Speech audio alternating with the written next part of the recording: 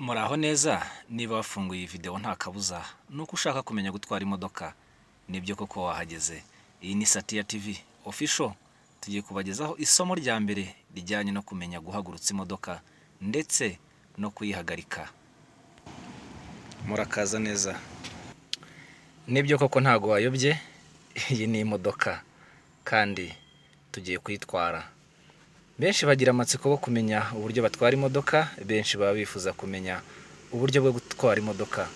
Uyu munsi rero tugiye kubiva imuzi n'imuzingo, kuva ku kantu kamwe kugeza ku kandi, ariko mbere yuko dutangira tugiye kubanza tubasobanurire byinshi byibanze mu bigize imodoka, hanyuma dukomerezeho tubereka uburyo ushobora guhagurutsa imodoka, kuyihagarika, yewe no kwitwara neza. Turebye hano imbere, iyi ni vola. Ni vola koko, nibyo. Iki nicyo bakoresha bakaraga amapine kugira ngo imodoka ibashe kwerekera aho ushaka kujya. Hanyuma hakaza ahandi hantu hano hari umwobo. Nibyo koko ni umwobo nk'uko tuwubona. Uyu mwobo niwo bacomekamo kontake. Kontake ni iyi ngiyi. Ni iyi ngiyi urayifata neza ukayicengezamo. Nibyo koko uyicengezamo. Iyo umaze kuyicengezamo urayikaraga. Turaza kubigarukaho mu kanya. Nyuma y'aho ngaho rero, munsi hariya nk'uko mubibona, hasi hano dufiteho ibintu bitatu. Ibi ngibi byitwa iki? Ni pedale. Hano rero dufite pedale eshatu. Iyi pedale mubona iyi ngiyi, iyi ni pedale ya amburiyaje, iri ibumoso. Hanyuma hano hagati hakaba pedale ya feri, iri hagati. Hanyuma hano ku ruhande hari pedale y'umuriro. Iyi ni pedale y'umuriro. Izi pedale zikora iki? Tugiye gusobanura buri pedale akamaro kayo n'iki ishinzwe. Iyi pedale twahereyeho y'ibumoso ni pedale ya amburiyaje. Iyi pedale yifashishwa kugira ngo ikinyabiziga bagihindurire vitensi, gihaguruke cyangwa se gihagarare. Nibyo koko. Iyo ugiye gushyiramo vitensi ugomba kugikandagira ukakigeza hasi gutya. Yewe niyo ugiye kuyikuramo uragikandagira ukakigeza hasi kuri tapi. Nibyo. Hano hagati dufite feri. Iyi ubundi bakunze kuyita feri y'urugendo. Iyi feri y'urugendo rero akamaro kayo ni ukugira ngo ikinyabiziga kigende gahoro cyangwa gihagarare. Iyo ushatse guhagarara urakandagira cyane, waba uri ku rugendo wihuta, washaka kugenda buhoro ugakoraho ugakandagiraho gahoro, ikinyabiziga kikagabanya umuvuduko. Yego nibyo. Hanyuma hano ku ruhande iburyo dufite pedale y'umuriro. Iyi pedale y'umuriro nk'uko mubizi, uyu muriro wongera ingufu. Ingufu ku kinyabiziga. Iyo ushaka kwihuta urakandagira, washaka kwihuta cyane ugakandagira cyane kurushaho. Uyu muriro nawe ushobora kuyifashisha mu gihe uhaguruka, ukandagiraho gahoro kugira ngo imodoka ibashe kubona ingufu cyangwa se ramforo zo kugira ngo amapine abashe kwikaraga yihute. Yego nibyo. Izo ni pedale turazibonye. Kugaruka hano nkuko mubibona dufite icyo bita levier de vitesse. Nibyo koko ni levier de vitesse. Iyi levier ibifitanye isano n'icyo bita boîte de vitesse. Kugira ngo rero imodoka igende nuko ikenera vitesse. Ishobora kugenda hazamuka, ahamanuka yewe n'ahatambika, kandi ugahinduranya vitesse bitewe no kureba umuhanda. Yego. Iyi levier de vitesse ikubiyeho vitesse eshanu nkuko tubibona, ndetse yewe na rivansi ariyo ya gatandatu. Bivuze ko imodoka ubundi igira vitesse eshanu ndetse na rivansi ya gatandatu. Izi vitesse rero nkuko zirutana ni nako ibyo zikora bitandukanye. Guhera kuri rimwe kugenda ukageza kuri gatanu, nuko ubushobozi bwo kwihuta buba bugomba no gutandukana. Iyi vitesse ya mbere nkuko tuyibona hano, buri gihe igenda ahantu hagoye cyangwa se igihe uri kugenda buhoro. Ahantu hashoboye kuba hazamuka cyane hasaba kugenda gahoro cyane, icyo gihe uzashyiramo vitesse ya mbere. Hanyuma igihe ugeze ahantu ukaba ushaka kwihuta uzashyiramo kabiri, ushyiremo gatatu, ushyiremo kane. Ubwo cyane cyane muri ya mihanda y'imirambi, yewe na gatanu ku bantu bazi za Nyagatare cyangwa se mu burasirazuba, ni ahantu hatari imisozi myinshi, ni ahantu hagendeka ku buryo n'igare iyo rihari riba rigenda nka moto. Nibyo koko. Iyo uvuye muri rimwe ujya muri kabiri, ukajya muri gatatu, ukajya muri kane, ukajya muri gatanu. Icyo gihe ugeze muri gatanu ni cya gihe wenda nk'urugero twatanga ni nka za modoka za perezida iyo zitambuka, muba mubona umuvuduko ziriho ziba zigendera nko ku muvuduko wa kilometero 80 ku isaha cyangwa 120 bitewe n'ahantu. Hanyuma nk'abantu wenda bazi mu mujyi wa Kigali, uramutse uri nko kuzamuka kwa Mutwe Nyamirambo, uba ugomba kuzamuka muri vitensi ya mbere kuko harazamuka cyane. Ntabwo ushobora kuhazamuka na vitensi ya kabiri kuko vitensi ya kabiri ni vitensi yihuta. Iyo vitensi rero ariyo yihuta ukayishyiramo ari ahantu ho kugenda buhoro, icyo gihe imodoka icika intege ikaba yazima. Ngira ngo rero vitensi tumaze kumva ubusobanuro bwazo n'igihe zijyamo. Iyo ahantu hazamuka kenshi bakunze gukoresha vitensi ya mbere n'iya kabiri.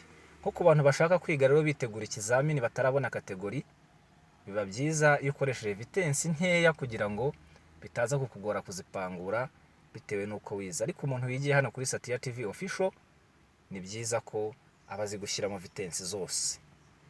Tugiye kurebera hamwe rero uburyo ushobora gushyiramo vitensi hanyuma ikinyabiziga kikagenda. Vitensi ya mbere nk'uko mubireba hano hariho agashushanyo. Aka gashushanyo kariho niko kagufasha kumenya uburyo ushobora gushyiramo vitensi. Iyo imodoka nta vitensi irimo, bivuze ko biba bimeze gute? Biba bivuze ko iyo ujunguje gutya cyane nta vitensi ibirimo. Ibiri muri poids mort cyangwa se netre kubazi izindi ndimi z'amahanga. Iyo vitensi itari mu modoka, iyo hatarimo vitensi, levier de vitesse bihagaze hano hagati. Bivuze ngo ibihagaze hagati y'uyu mubare 3 n'uyu mubare 4. Nibyo koko. Uyu mubare 3 na 4 niwo levier de vitesse bihagazemo. Bivuze ngo uramutse usunitse gutyo ujyana imbere gusa, icyo gihe hajyamo vitensi ya 3. Wasunika gutyo ugaruye inyuma gusa nta hantu kase, hakajyamo vitensi ya 4. Hanyuma cyane cyane ko bikora wakandagiye ambriyage. Hanyuma ubwo hasigaye vitensi zihe tutarabona, hasigaye vitensi ya 1 na 2 ndetse 5 na rivanse. Hanyuma iyi vitensi ya mbere yo urabona nk'uko twavuze ko iyo levier de vitesse, iyo nta vitensi irimo levier bihagaze hano, bivuze ngo dushatse gushyiramo 1 no gutambika gutya tukazamuka tukajya muri 1. Nibyo koko turabikora.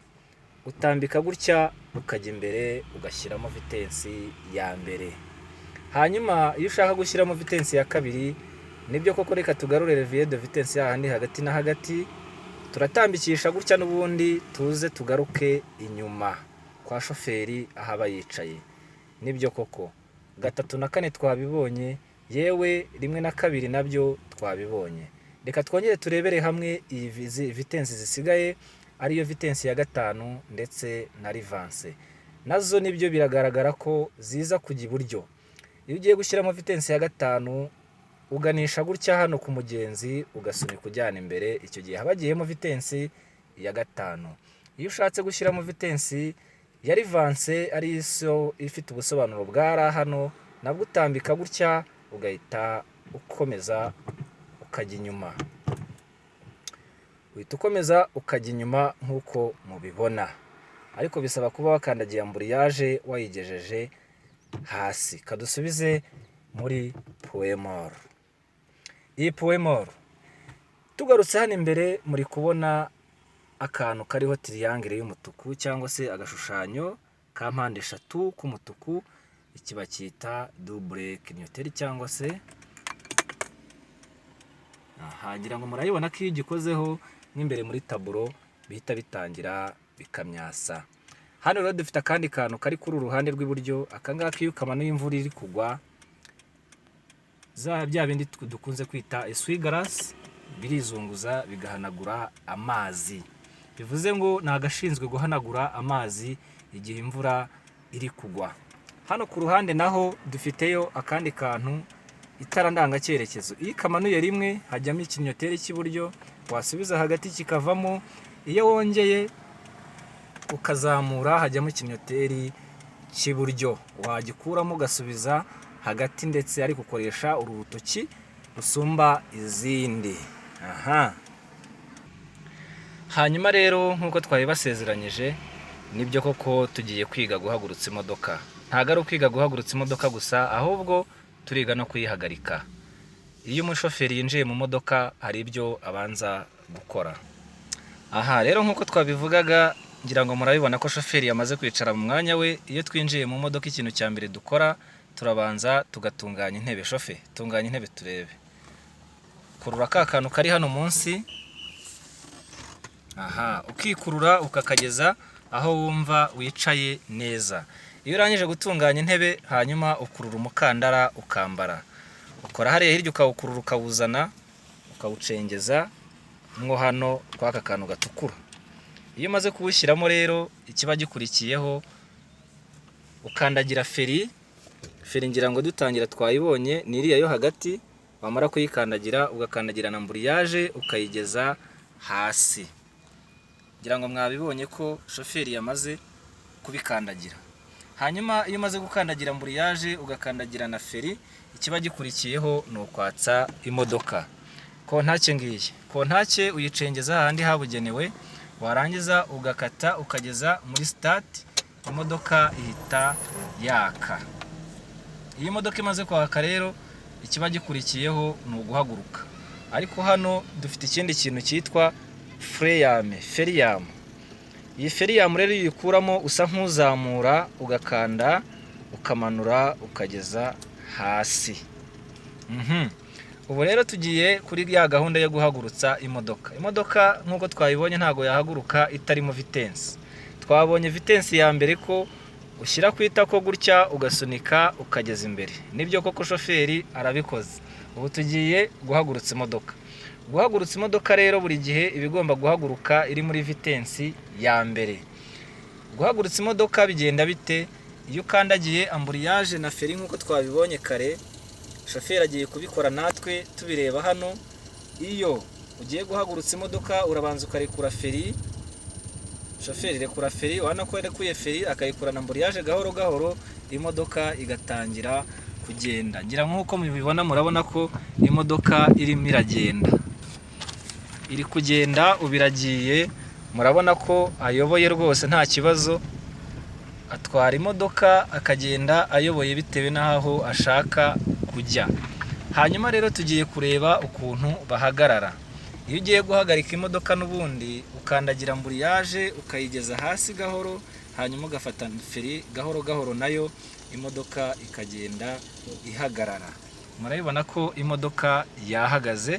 Reka tubashimire cyane mwese mwakurikiye Satya TV Official. Amahoro y'Imana akomeze kubana namwe, naho ubutaha mu yandi masomo yacu. Ciao ciao, bye bye.